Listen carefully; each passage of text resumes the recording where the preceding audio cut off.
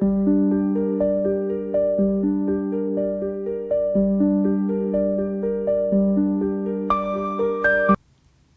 everybody, Kat here. Welcome to the channel. It is Friday morning and we're going to talk about the royal family, their entitlement and their hypocrisy and how that relates to the rest of us. I mean, oh my God, Harry, all day long, all you see is hypocrisy. Between, he says one thing, does another. He quits the royal family. He walks away from his responsibilities, yet he still wants all the perks and status of his former life. I mean, it's just silly, really. But, yeah, fighting for that in court, fighting for his IP status. He wants to be caressed and protected no matter what he does, 24/7, armed guards and guns. We've gone over this, the motorcade. That's what Meghan wants. She wants the status. She wants the show because she's all about the optics. That's all she knows how to do. It's just projection with her. There's no substance. But yeah. And I mean, Harry, talk about exaggeration, talk about manipulation. We saw it. Remember back to the fake car chase in New York? I mean, they're being chased down and gonna be killed like his mother Diana. But yet he'll jump out of one vehicle and jump into a cab with no protection. It doesn't make any sense, the whole thing.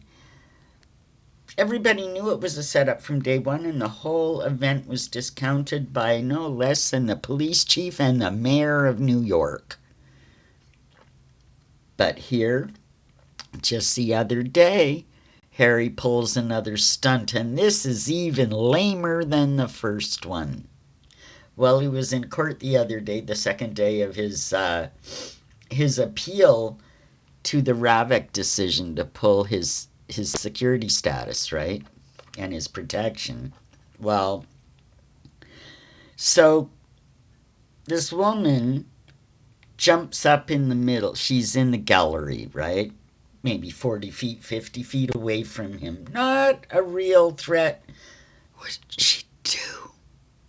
She jumps up and says, "We support you, Harry. We love you, Prince Harry." Sounds like a terrifying threat to me. Well, the court jumped into action. Harry appeared terrified at the thought of somebody praising him from 40 feet away was like a death threat. He had to be hustled out of there by his security for his safety. Oh my God, if that can happen in a courtroom, what could happen on the streets of London? Unbelievable. Unbelievable. And it's been found out that this woman has been pictured close to them before. She's part of the Sussex squad. She is a supporter. No doubt she was paid to be there at that time to shout her support. But who knew that a fan shouting support from 40 feet away in a courtroom with guards could be such a threat to his very life? His lawyers, oh my God, it's a threat to his very life. Can you imagine the gall of this man to try to pull a stunt like that in the courtroom, as if this is gonna influence the judge, that like, oh my God, he's right. The guy can't even go anywhere without somebody standing up and shouting their support. I mean, What's a prince to do? Unbelievable gall. Unbelievable hypocrisy. To the nth degree. You can't imagine. This guy, it's just appalling behavior. Appalling. But he's not the only royal family member that's a hypocrite. I know we give Harry and Meghan hell all the time for, climate change and private jets and all of that jazz. And it's very easy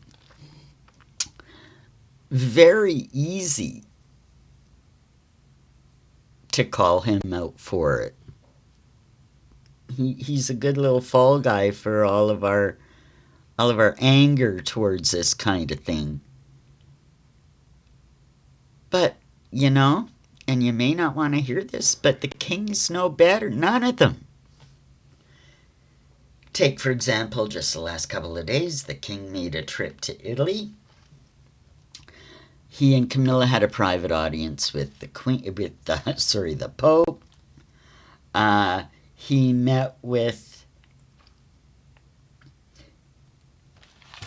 hang on a minute, where is it? He met with Giorgia Meloni, the premier. I believe that's what, she's called the premier.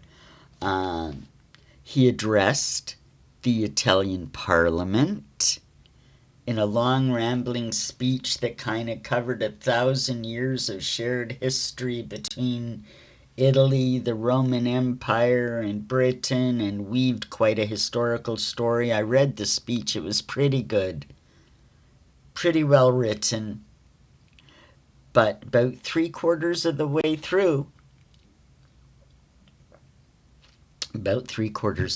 through, Charles could not resist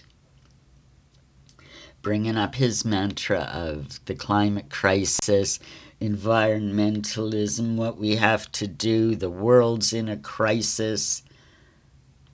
He didn't belabor the point too much. He just kind of slipped it in. He had to get it in because that's his agenda. And, World Economic Forum, I think, it might be every time you make a speech, you gotta somehow weave this in. I'm sure of it. But now Giorgia Meloni doesn't suffer fools gladly. She is not a liberal dingbat. She is not a wokist. She wants to relieve Italy of all that horse crap. All of it. She is not on board with the climate religion, let's put it that way. But so that didn't probably go over well, but he had to slip it in. But here we go. Everybody says, oh, well, Charles, he was talking to plants in the 80s. He was all about conservation and this has been his life's work to address the environmental crisis, global warming that's upon us,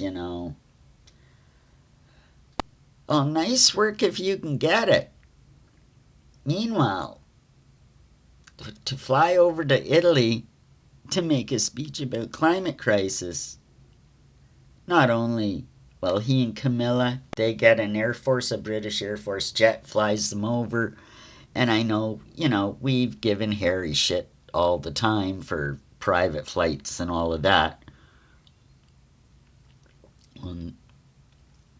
He is the king, he is the monarch, he gets a government flight. But not only that, here's something you may not know. You might have seen the pictures, but you don't put it together. Did you know that not only did they fly over, Charles had his favorite Bentley limousine flown over in a transport jet so he could be seen, be driven around in his motorcade in Italy in his car. There wasn't a car in Italy. There wasn't a limousine that could be provided by the government that would be good enough for Charles. He had to fly his own Bentley over at taxpayer expense because the government, the British government, pays for these trips. And where do you think they get the money? From the taxpayer. That's just the way it works. If Charles had to be paying his own bills, I don't think he'd be paying another $100,000 for it. And don't forget, they weren't just in Rome. They went to several cities. And he had his car in all those cities, which means every little hop they made, that car was loaded onto that transport jet and flown to their destination. Yeah, he's real concerned about the climate change. He's real concerned about the green agenda. It keeps him up at night. Which reminds me, and I don't know if it's still going on, but I've read books and I've seen interviews, and, all Charles's life, I don't know if it's still happening now, but there's been many reports of when he traveled, not only like now with the car as an example, when even to go visit, a shooting weekend or a week in the country, friends have invited him somewhere, or he's traveling for royal duties, that he would even have his bed transported and shipped so he could sleep in his own bed. And not only that, some of his favorite artwork would accompany him too, so that could be put up in wherever he was staying. And that's a fact. You can find those interviews that say these things that, now I don't know if it still goes on now, but he's shipping his car. I wonder how much that cost. Can you imagine? The height of hypocrisy? And this is a problem, for those of us in the Commonwealth. He's supposed to be our king. He's supposed to be representing his people. He's supposed to be serving his people. I mean, he is not. He is serving an agenda that he expects his people to fall on their knees and comply, whereas it doesn't make any of these restrictions that they want to put on us doesn't apply to him. The no jet rule doesn't apply to him. He can ship his car for the weekend. Can you imagine? So when you're at that level, like all the other elites, they see them flying into Davos and all on private helicopters or private jets to have a meeting about climate change. I mean, to us, we can see the hypocrisy right away. They just carry on and give us the agenda, tell us this is what you have to do, this is how you're going to have to live to save the planet, but it doesn't apply to them. So, King Charles, Harry, and William, look, where was William the last couple of days? Well, he and George flew over to France to watch a football game because he's a supporter, he's the patron, and it's fun. Look at the fun they had in the stands. And that was a school day. That was a school day. Did you know in Britain, if you take your kids out of school during term, you'll get fined. If you take them to go on a holiday in the middle of school and it's not designated they're meant to be in school, you'll get fined. Not so for George. And this isn't the first time that he's accompanied his father out of the country to watch a game.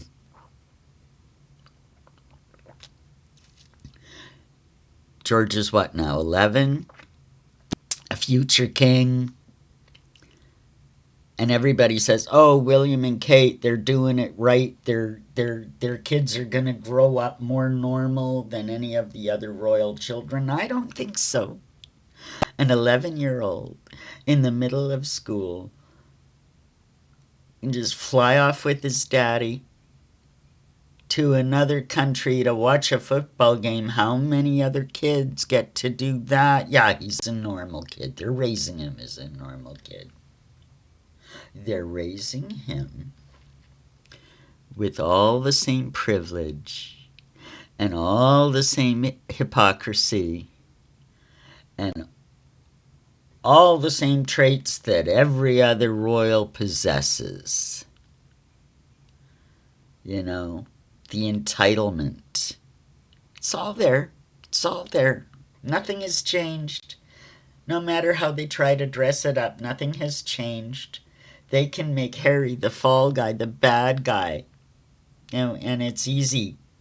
It's easy to cut Harry down for his private jets and all of this, but I just wanted to point out to you that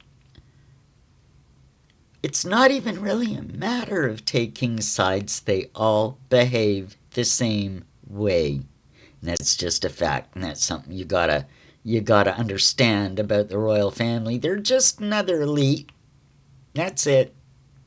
They don't care about you. They don't care about how it looks. Not at all. Doesn't affect them. They're above it. They're above the fray. Well, that's what I have for you today. Hope you enjoyed it. Like, subscribe, leave me a comment, hit that notification button. Let's stay in touch, and we'll see you in the next one. Take care, everybody. Bye for now.